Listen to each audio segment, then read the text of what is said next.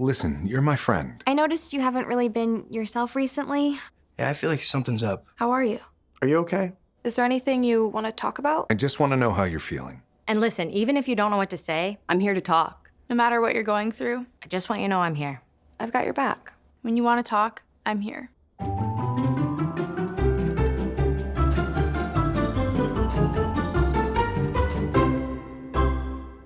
Good day, City of Chandler. This is Councilman OD Harris. And listen, welcome to Power Conversations. Today, we're going to be talking about mental health.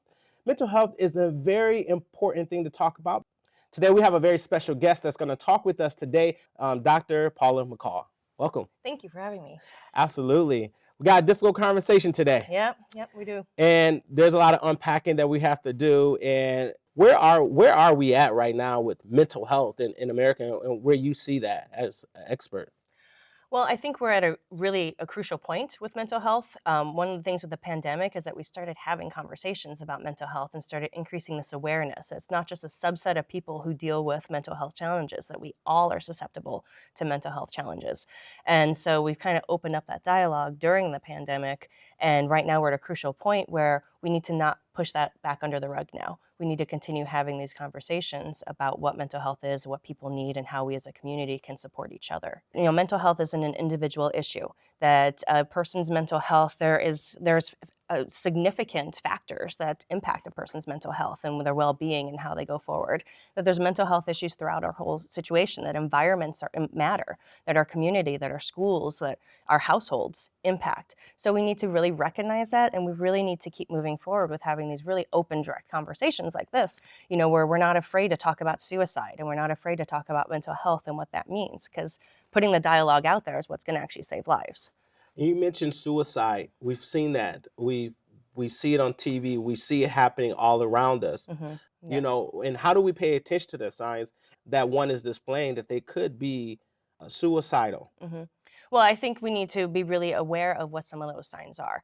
You know, we need to recognize that there's certain trajectories, there's certain pathways that lead a person towards suicide, that there's generally some presence of challenge with coping and life stress and underlying depression, anxiety, so on, that there's usually warning signs that are building that we start, that sometimes we too quickly brush off, and that we, you know, kind of say, you know, it's for attention, or it's for, you know, they don't really mean that, and things like that. And we need to start taking some of these things seriously. If someone talks about suicide, we need to have a conversation about suicide and where they're at and what they need.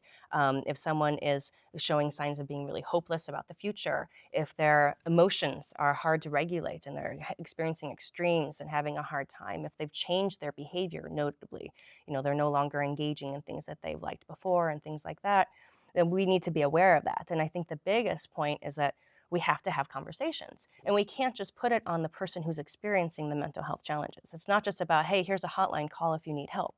It's about us as a community, as parents, saying something's off here and we need to have a conversation, and how can I help you? And we're in this together. It's not just all on you. So as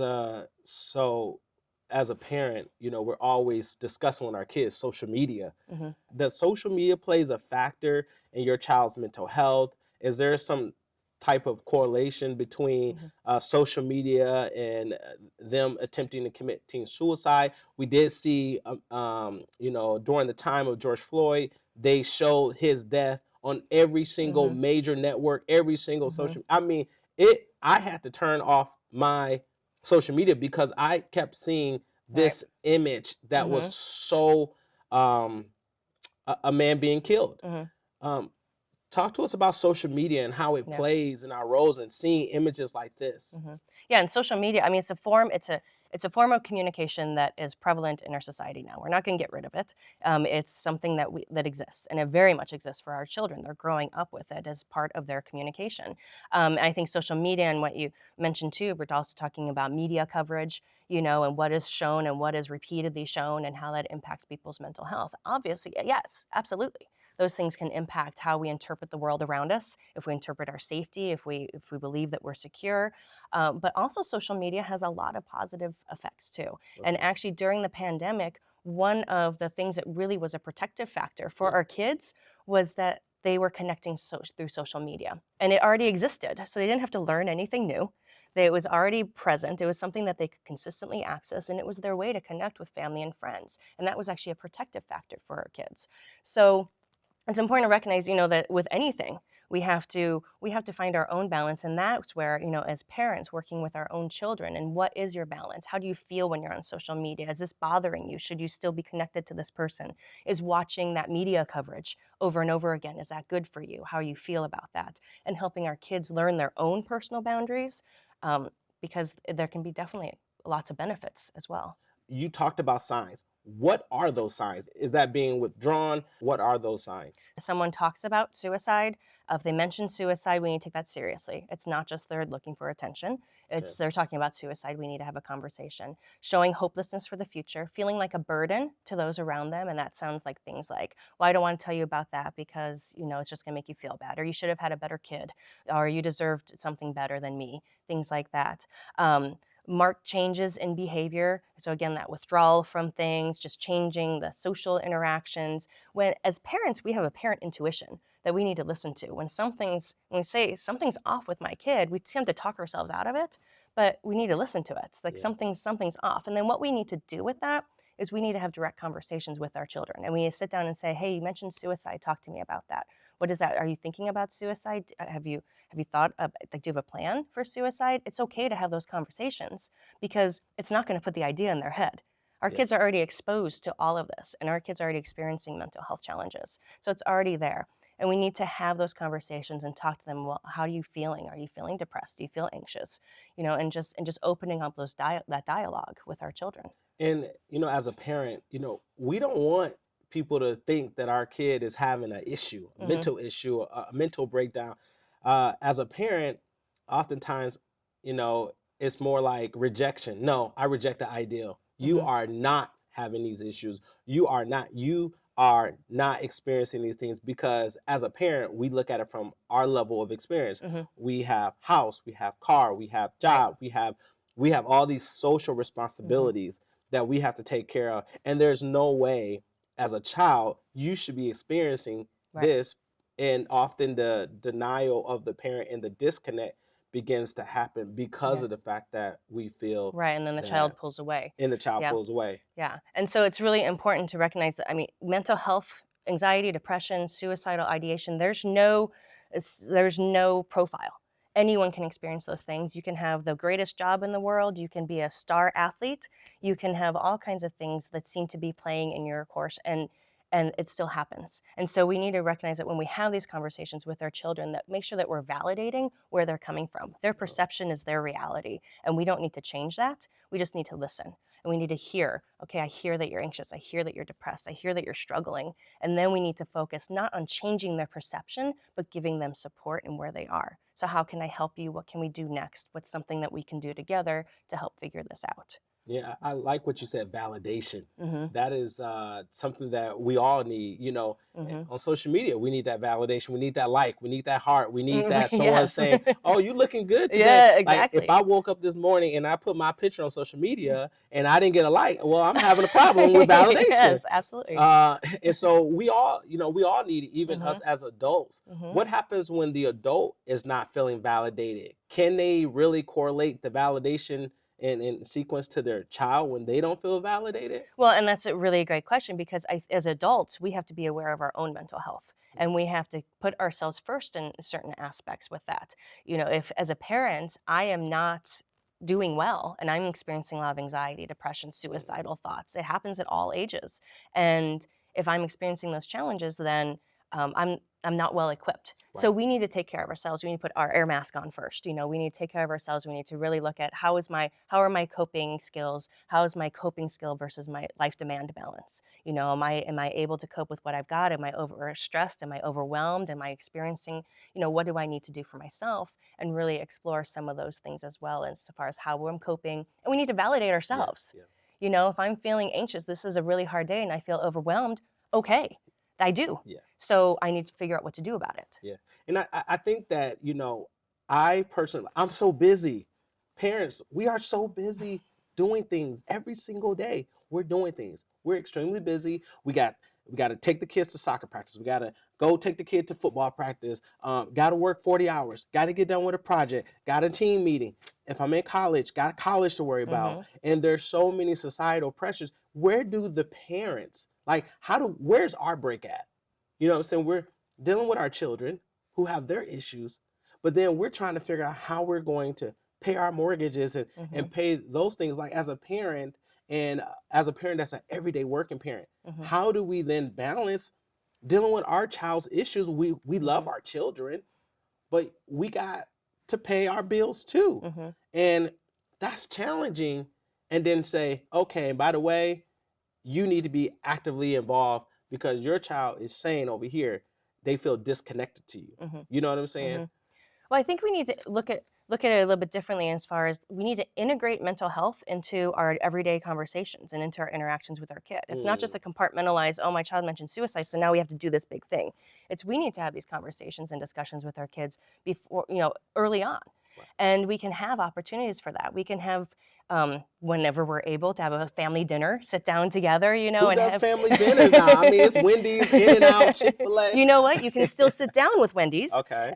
and Right. eat it together. But what about the phone factor? Because I see when people are out, like, everyone's on their phone. How much of a factor does that play? Well, and that's just it. With family, if we're sitting down as a family, but everyone's on their phone, then that's not helpful either. We want to be able to connect, to have conversations about how was our day, how are things going, just having those opportunities for conversation. But as parents, we're our children's biggest role models. So if we're sitting at the dinner table with our phones on and we're expecting them not to, how does that align? We have to make sure that we're modeling communication, that we're modeling, breaks from social media or breaks from the phone, that we're saying, like, I've had a really rough day today. Like, that's okay to share with our kids. Let them know. If we want them to communicate with us, we have to communicate with them, or else they're not going to know how.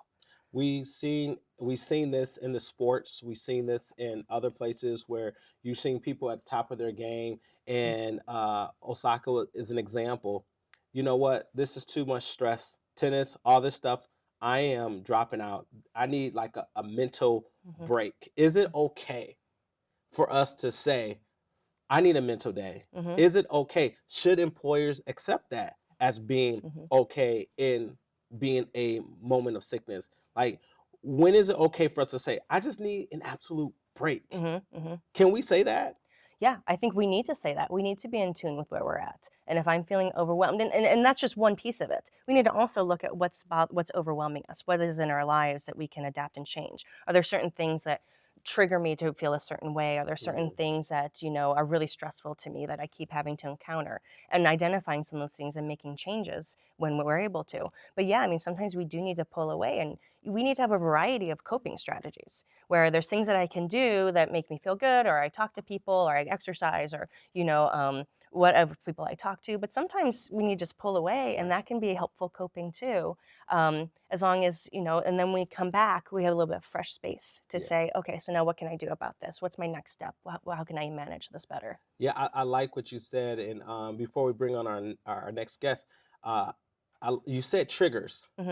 Identifying triggers, understanding, being reflective, and being able to identify where oneself is, and being able to say, you know what, I need some help. I need some support. And I think parents, we try to be so strong for our children. And we need a moment to say, hey, I need some support.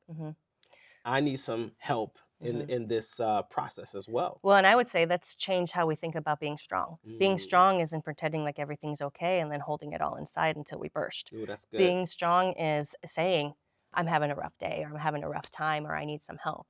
And sometimes it's conversations with someone that we care about. Sometimes it's, reaching out and finding a therapist who we can talk to, or reaching out to a crisis line or a hotline, and kind of working through some of those things. But those things exist because people need them. Exactly. Well, I like what you said about what being strong is. But now it just kind of makes me, you have to have courage to be strong, because the courage that you have to say, hey, I need a moment. I need some support. I don't know this. And I think we as parents, we want to know. We want to be the person, the truth bearer. We want to be the person that's going to champion, because we are protectors. We are the line. We want to protect our kids to thrive and be happy. Exactly. And we want them to do it. So I think that that strong. I love that strong. I'm taking that. But again, you know, this weekend we had 2 teens hmm take their life. hmm How do we process that? I think that as a community, we need to recognize it and we need to offer some more opportunities on the community level for conversations. Having dialogue like this, having opportunities for people to come together and discuss things, having opportunities for, you know, a lot of times as parents, we don't know what to do with that. You know, okay, so there was a suicide at my child's school. How do I process that with my child? How do I check on them? How do I make sure they're okay? We need to make sure that there's opportunities for people to know what those warning signs are, to even recognize that any suicide in the community increases risk of other community members dying by suicide. That when it's near to us, it affects all of us. So we just need to, I think we need to do a lot of support, especially among our parents, in understanding how to have those conversations and what those signs are and what to do with them if we see them. Thank you. Again, we want to thank each one of you guys as we are having this conversation. I want you guys to take a moment, look at the resources that's on this screen at this time. And if you know someone or if you are experiencing mental health, we want you to call the numbers. We want you to reach out to the resources that's on the screen at this time. How was school?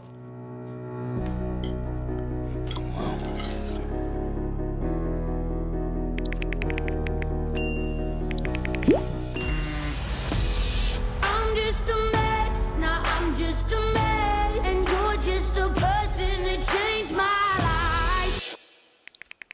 Put that in my mind, safe to take a step out, get some air now. Music can help you express how you're feeling. When you can't find the language, find the lyrics. So welcome back to Power Conversations with Councilman OD Harris. Today we have a young student who's currently at the University of Arizona. She's moving into her senior year. She is studying cognitive science along with neuroscience. And so today, please welcome Faith Johnson. How are you? Good. How are you? Thank you for having me. Absolutely. And so tell me, when the pandemic began, what was it like for you as a student experiencing that shift? Were you on campus or were you off campus? Tell us that moment when you knew things were going a little bit different than what you anticipated. Sure. So it was really funny. I was on spring break and I was coming back from Cancun and I was doing really, really good in school. It's my freshman year when I started, and then spring break happened, and then I came back and all of a sudden we got this letter saying, hey, everybody needs to be packed up by 72 hours so you can go home. And it was extremely jarring for me because I was like, what am I going to do? I really based most of my life in academia. I felt like I was a high achieving student because of being in school. It gave me the freedom to express myself and to learn about myself more. And so when that was taken away from me, that was really, really hard for me. When I went home, luckily I had a supportive mother that was able to just really talk to me and understand my frustrations.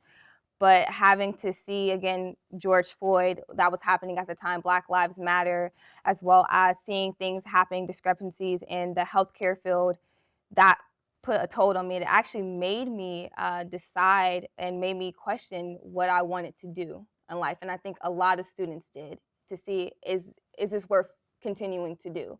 Is this really happening?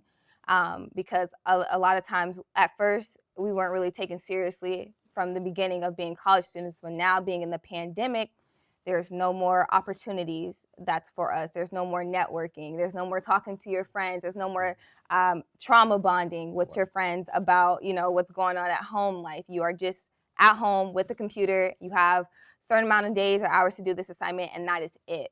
So that part, it was more fear, more than anything, of feeling as if, what am I going to do next? You talk about the fear. Mm-hmm. It's always the unknown. You don't know what's going to happen. What was going through your mind? What type of fear did you experience? Was it just fear that I no longer will be around my friends, or fear of failure? What was that fear? Both. It was more on the academia side of, I am a student that does need a lot of help, more than most people, as they would say.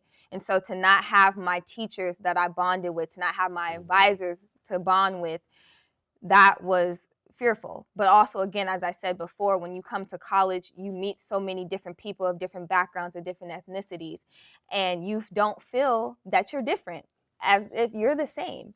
And not to be able to not speak to them anymore, that was fear. Because again, when the pandemic first hit, nobody knew how long it was going to last or anything. And so it was that fear of, where are my friends? Where are my support system? What do I do again? What do I do next?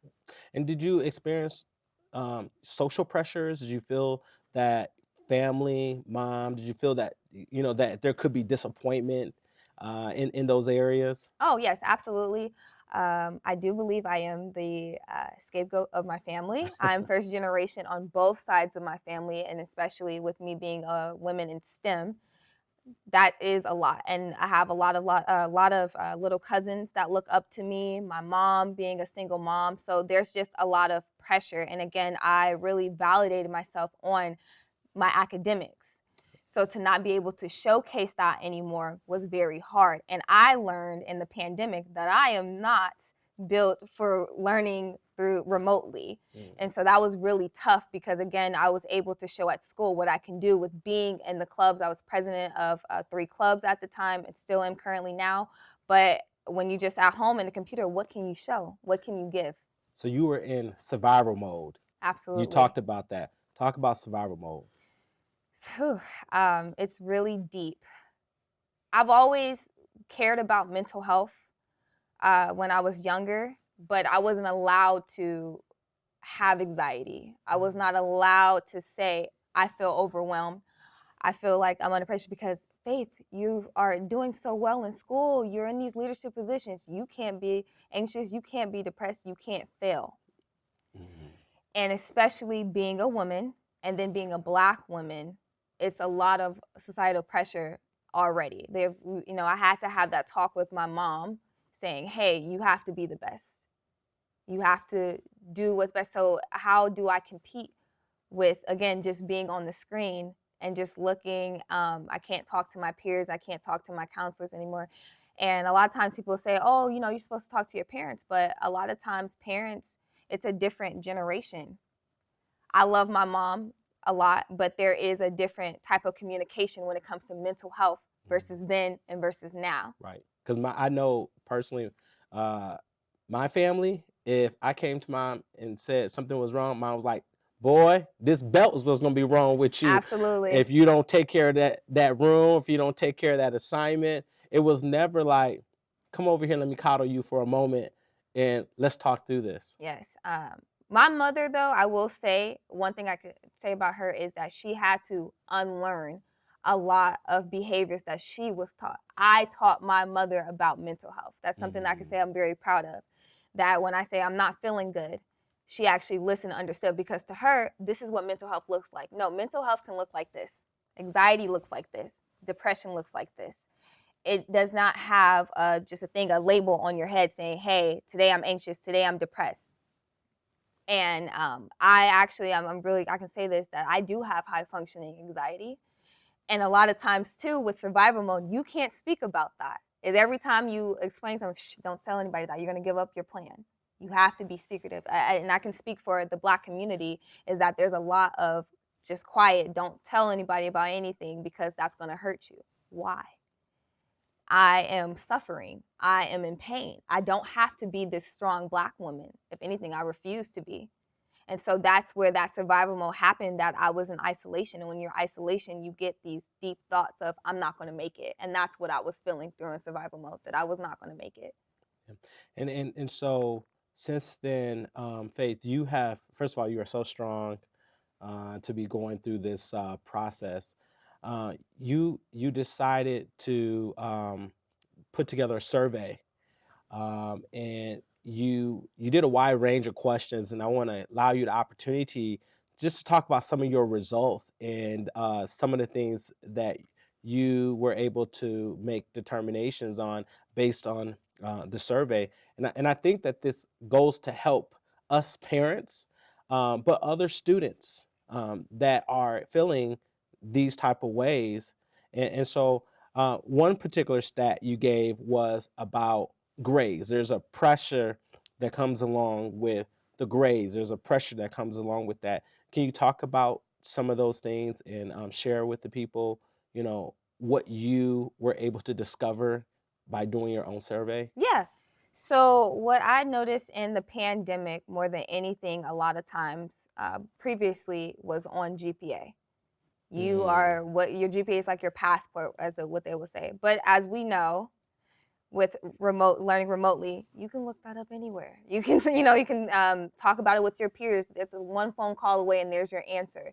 So does that really validate you being a good student? And so for me, I saw a lot of my friends have to turn away from their dreams and their goals due to their GPA because they felt as if they were not high achieving anymore. No matter what leadership positions they had, volunteer hours, anything, it was certainly just only this GPA that they cared about.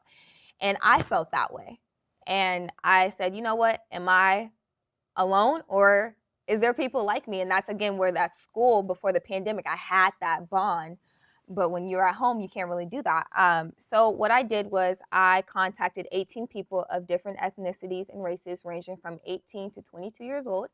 And I just asked them a few questions. And a lot of them, out of 18 people, 61.1% felt as if home life was the most triggering, alongside with school being 38.9%.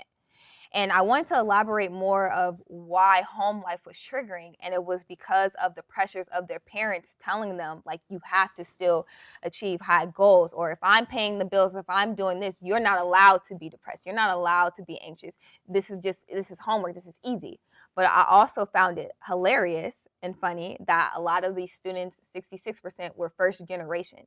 So most of the parents are like, you need to do this. It's just a grade. Have never been to college. Have never been able to experience, especially being a student in the pandemic. Anybody that is, before 2020 cannot say that they've done that. So how can you say that? How can you validate and how can you compare our mental health for something you've never, ever experienced? Well, it's interesting that you say that because I'm a first generation college graduate. A lot of pressures, even now as an adult, to take care of the family.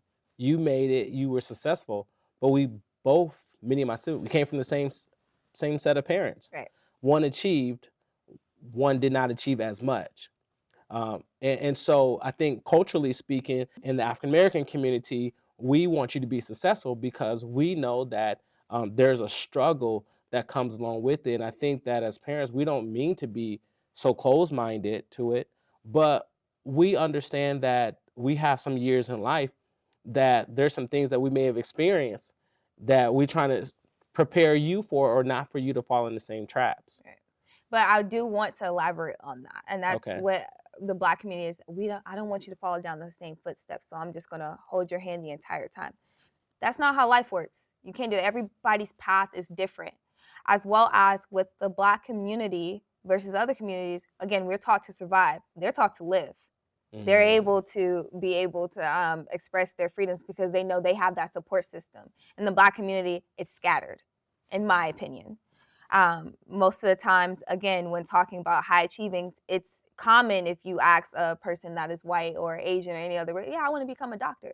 But when I tell people, yes, I want to become a doctor, I'm mocked. It's like, oh, that's awesome. What are you mixed with? Or do you have the resources? We can't do that as a Black community. So then when not my mother, but another Black parent can hear that, I don't want my child going through that. So it's discouraging the child. Like, you have to get these grades, you have to do this, or else you're not going to make it because look at them. So that all falls and it plays a factor into I can't make it because of what society has said. So a lot of times and before, nobody's at fault. But however, you can unlearn these, conditions as well as know your child. Everybody is different. And so there's a split moment that happens when a person decides to say, I'm done. I'm absolutely done with my life. I'm done with my parents. I'm done with school. I'm done with all these social pressures because when I go to school, I'm doing the best I can and I'm not achieving the grades that my parents want me to achieve. How many parents are having these conversations with their students saying, hey, I want to see that C go to a B. That's a pressure, that's a trigger. I want to see you, show up to school, do your homework, come back, do your chores, do this, do that. I'm not going to give you money. I'm taking away your allowance. I'm doing this, da da da. And so all of a sudden, the parents we're trying to push our students to be the best productive member of society possible. But according to your survey, this is all triggers. Yes, it is triggering. And most of the times, actually, what I found is lots of parents, a lot of parents and their children don't have those conversations. They only have the conversation when it gets bad. What type of conversations? These conversations of just like, mom, like, hey, I failed this class. I got to retake this class, or I got to do this. Why did you do this? You're so, it was so easy. But if a student's passing, a lot of them said nothing happened. There wasn't any positive reinforcement. It was, that's what you're supposed to do. Got it. So the grade scaling, so you talked about a pass-fail state where students can actually, there's a theory that you have behind pass-fail versus grades E through A or F through A. Talk to us about that pass-fail and what parents should look like. Yes. So actually, spring 2020, our school, University of Arizona, said, you know what? We don't know what's going on. However, we're going to allow you guys to pass or fail your grades. There was a grade that I had, I think it was like an 89.7. And I was stressing about it. And then there was other people who were stressing about it too. It was a hard math class. To have the option just to say pass, it made me feel like I was good and felt validated because, okay, at least I passed the class. It went from, if I don't get this A, it's over with for me, to I passed the class. I can go on about my life. And so when I did this survey and I asked, do you think pass or fail should still be implemented now or permanently? 67% of people said, yes, this will increase their mental health. Because again, a lot of times when you just focus on the grades, when you ask a parent about how their student is, how they high achieving, what does high achieving mean? Oh, my child has a 4.0. My child has 3.8. It's more numbers, but it's not the quality of their child, not that they play soccer, not that they are really funny, not that they have this special gift or talent. It is my child does this, and that's that. But if that happens to just lower or tilt just a little bit, you are not high achieving anymore. And actually, when asked what high achieving was to these 18 individuals, most of them based it off of their grades. With a lot of them saying, hey, I do well, I keep up with my mental health, I try to talk to my parents, I do this, I'm active, but my grades are not there, so I'm not high achieving. Wow. And that's the social society's pressures. And I think that we take a moment to reflect and think about, what's going on right now. We had 2 students who recently took their lives.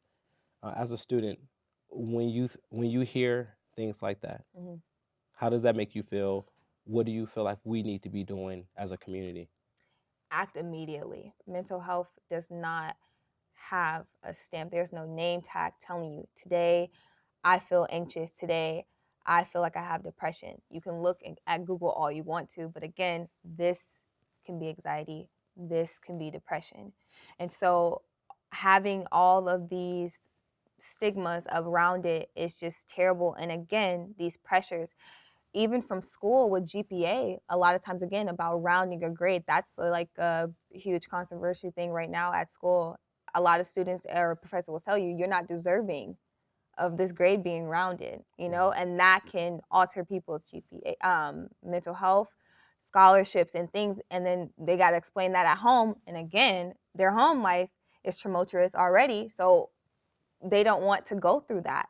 And so this is what happens. And again, in that survey, when asked what happens when you get a bad grade, over 65% of people say they self-isolate. And when you self-isolate and you're already thinking, I'm a failure, that's how these thoughts happen, because you are wanting to be great so bad that it literally kills you. Wow. And so, again, I want to take a moment. We're having a very serious conversation. Take a moment and look at the screen. Look at the resources that are being provided right now. If you know someone who is experiencing these symptoms, these thoughts, or if you are that person, please take a moment, make that call happen, go to that link. Help is available for you.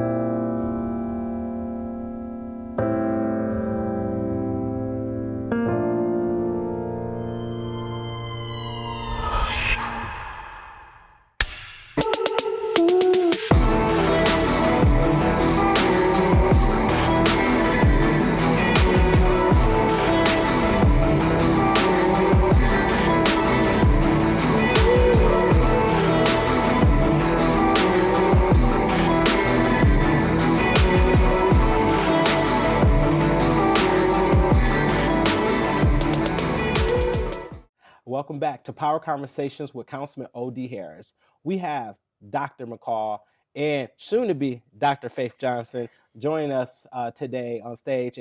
And each one of you guys in both of your segments, you guys talked about several things that kind of go hand in hand.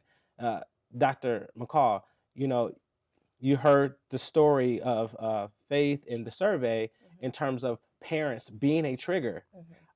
How much of that do you see in your field currently, and how much of that stands to about parallel to what you are hearing and seeing? Yeah, absolutely. I found Faith's sharing to be so powerful, and in that whole idea of having to reteach parents how to have conversations and to readjust, how we perceive things. That the idea that anxiety, depression, suicidal thoughts, that doesn't make us any worse of a person, that this is part of human experience, and this is something that people experience often, and that we need to just have those conversations to help protect that. So I see a lot among the individuals that I work with, the same thing, where parents really need to have that opportunity where it's not just dropping off your child to talk to a professional, but learning how to have those conversations with their own children. And a lot of times the frustrations that the children share is that they don't get validated, or they feel like their concerns are minimized, or that they're supposed to be a certain way, right? They're supposed to stand up to a certain expectation.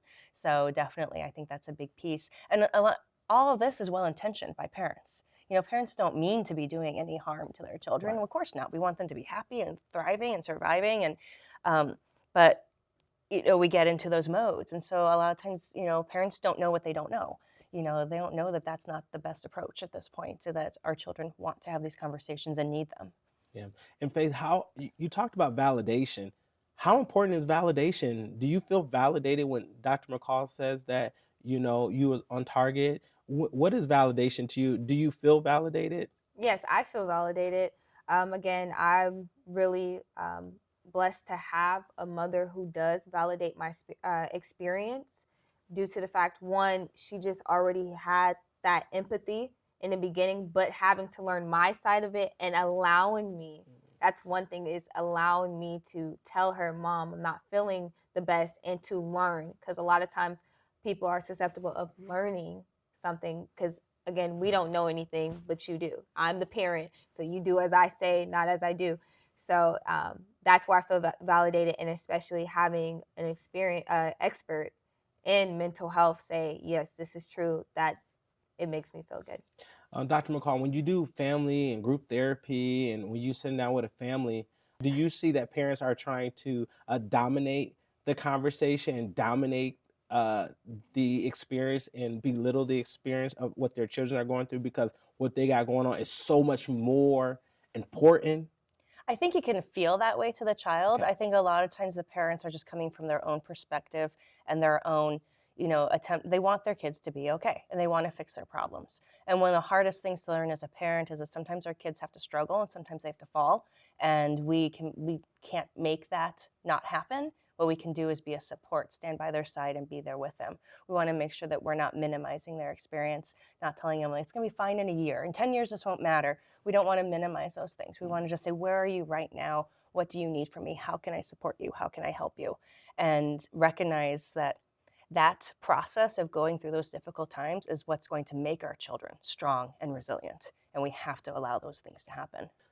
One, how did you have that difficult conversation with your mom to help her transition? And then two, how do parents open up their ears to listen so that way they can have the conversation? How I did it, it was really tough. I actually went to my therapist and I brought my mom to therapy with me. I know a lot of people can't do that, but before that happens, I believe there needs to be self-healing within yourself, and to be able to tell yourself, I'm not okay, because again, like you said, a lot of times we have to suppress our thoughts of, we don't have anxiety, we don't have depressions, we don't have any things before we come to our parents, because we already know what they're going to say. But to tell yourself, I'm not, and then to process that, and then maybe again process it with a person you feel comfortable with. It doesn't have to be a therapist, but I have my therapist and I also have my best friend that I could speak to, and then having both of those come together and say, Mom, I'm ready to talk to you, and then go from there. But that's what it is just to have that self-esteem to say I can do this and I got it, and then just maybe just check off with a person, a therapist, or your friend. And Dr. McCall? Yeah, and that's a really powerful approach and a lot of self, discovery that you have to go through with that. And I think that as parents, we need to recognize that our children may need that and not be able to do that, and so we need to really open up those opportunities for conversations, what I call it, just that having, knocking on the door and opening the door and saying, how are you today? Sharing our own experiences. It was a really rough day for me today, but that's what I'm going to do to kind of feel better. And how are you doing? And having those opportunities. And sometimes, especially when we get to the teenage years, we might not get much, right? It might be, I don't want to talk to you about this. Leave me alone. But again, we're opening up the opportunities. And if the more that we present that and provide that and make it a normal part of interaction, the more likely our child is going to come to us and say, you know what, I feel like you're a safe place, that I can really tell you what's going on now. The conversation with your mom, did she respond the way you thought she was going to respond? Or did her expression say unbelief? In the beginning, it was kind of like, I'm in shock again, because it's like, how could you have all these things, or how did I know? It wasn't really on me, but it was more of, am I a bad parent because I didn't see the signs, because you're doing all these things in school. A lot of times when you have leadership positions and stuff, you're like, my child is fine. And so it was, how did I miss that as a parent, where we're not as children not trying to question you being parents. We're just trying to have a conversation with you. It's not about questioning your parenting. But before, again, having to learn in that process, she was able to understand. Yeah. Do you think, just one last question, Dr. McCall, and do you think that, what do you say to parents? What do you say that's listening right now? I'm a parent. I'm trying to understand my erratic behavior teen who don't want to do their work, who is being aggressive in school, maybe even facing suspensions, doing things that's not culturally accepted, and posting things. What do you say to that parent that's struggling, who's having that type of battle in their home? I would say a couple of things. First of all, validate yourself as a parent that this is a struggle. You don't have to have all the answers. You don't have to fix everything. You don't have to solve anything. Have a conversation with your child. Share your concerns. Say, what's going on? Please help me understand where you're coming from. I want to know. I want to be here for you. I want to understand you. Watch this with your child and say, let's have a conversation from this. What are your thoughts? What are your opinions on this? And have a dialogue with it. Make sure that your conversation is not about fixing or correcting their perceptions. Just listening, getting that information from your child and seeing where they're at and saying, okay, so where do I fit in? How can I help? How can I support you? And again, just having those opportunities wherever they align. And, whenever you have those opportunities for conversation with your child is, you take them. And Faith, what do you think the adjustment for teens or students that need to make the adjustment to have the conversation? What type of adjustments would you say to students that they need to make if they're going to have this powerful conversation? Again, just figure out yourself, and you don't have to figure out entirely, but maybe to write down your thoughts. Another thing that helped me was journaling, and my therapist really helped me with that, is to journal and, again, talk to people. I think a lot of times people don't want to be vulnerable. And it's okay to be vulnerable. I want to say that out loud. It's okay to be vulnerable. Nobody's going to come after you. Yes, nobody's going to come after you, and you're not, it's okay to be sensitive and things of that sort. But again, having those relationships and those friendships are really important, because you find out it's not just you just struggling. There's other people struggling as well. So when you get to talk about it, you build that confidence of like, hey, they're going through this, but I'm going through this, but I want us to get better. So we're going to talk about this. And just having that, finding your support system is really that builds important. The bond. Absolutely. It really builds the bond. It builds that bond up, because I know a lot of times people say it's negative when you do trauma bond, but sometimes it can help to express that feeling. Everybody can't afford therapy. Everybody can't have those relationships with their parents or their advisors or teachers. So to have those friends sometimes, and you're just sitting down at 3 a.m. just like, what am I going to do, is important. Yeah, and man, the bonding is, oh my God, that is important, because it kind of allows you to release that energy that you've been keeping and start like, just go outside and yell, just like, Yeah. So again, these type of conversations, and I know that this is going to help somebody. You guys may have just saved someone's life. And on the screen, you have an opportunity in this moment. You heard these conversations and you may feel a bit vulnerable and you're not sure how to express yourself, but you need some help. We want you to take time to write these resources down that you are seeing in your screen right now. The phone numbers, call. There is someone standing by to have that conversation with you. It's your time to be validated. You don't have to live in fear. You don't have to feel that no one understands. There's people that understand. There's people on this couch that understand from the student perspective, from the psychotherapist perspective, from a parent perspective, and even I have grown in this conversation. Take time, talk to your children, let them hear this conversation. Now I urge each one of you all that's watching to dialogue and have the conversation. Thank you for watching. And again, we appreciate your time. Have a good one.